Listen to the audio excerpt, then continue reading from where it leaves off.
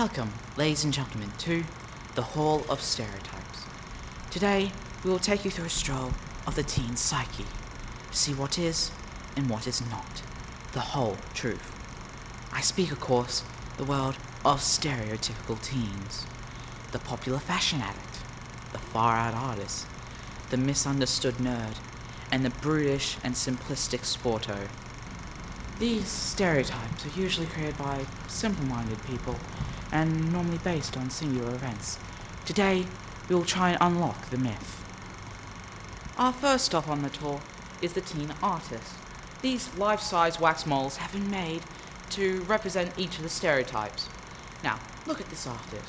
She's wearing very bright colors and some unorthodox pieces of clothing, such as the scarf belt, furry leg bottoms, and she even has a paintbrush in her hair.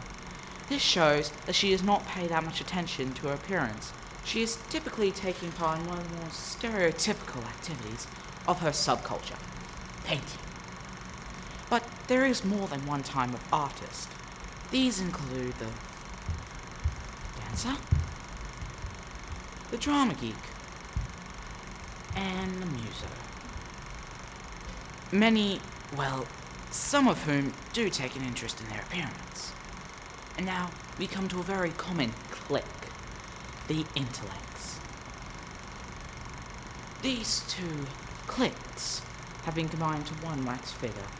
We have the geek and the nerd combined to make the intellect. The geek is associated with the buttoned-up shirt with the tie. Because outside of a school uniform, a buttoned-up shirt with a tie just is not socially acceptable. We also have the broken glasses. As we all know, not all nerds require glasses. While they are largely recognizable, they are not a prerequisite to get in. Let's move on to a simpler and somewhat arguably more recognizable subculture. Firstly, the fashion act. Look at this prime example of a fashion act. She is wearing lots of makeup, she spends hours in front of the mirror doing her hair, and all her clothes are the latest fashion. Now, one myth we must debunk right now is that all fashion acts are girls. Many boys nowadays are just as image aware as girls.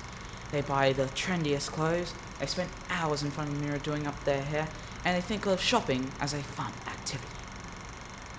The sporter, also known as a jock, is a shining example of teenage fitness at its finest.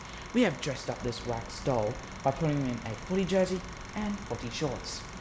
The stereotypical beliefs surrounding this stereotype are simple-mindedness, they have a lot of girlfriends, and they smell. Now, while smelliness might apply to most of the sportos, the rest of the stereotypical beliefs are false. Most athletes are not toothless rednecks whose IQ is lower than their shoe sizes. In fact, some can be very bright indeed. And the stereotype that they have a lot of girlfriends? Wrong. Playing sport does not make up for things like good hygiene, good looks, or even just how they act. We've looked at sportos, we've looked at fashion acts, intellects, and artists. I'm afraid this is the end. The one stereotype that has no lies, only levels of truth. I speak, of course, of emo.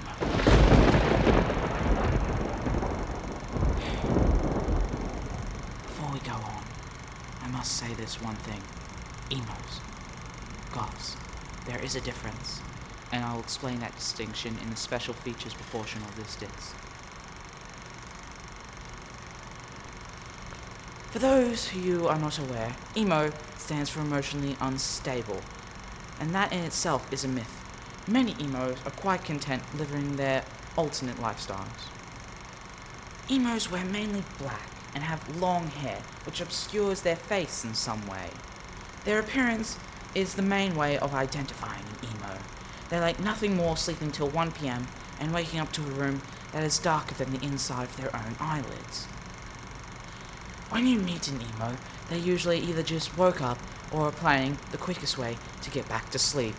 Approach this stereotype with caution. Thank you for joining us at the Hall of Stereotypes. We hope you enjoyed your tour. Please insert disc 3 to continue with aging stereotypes. Thank you and goodbye.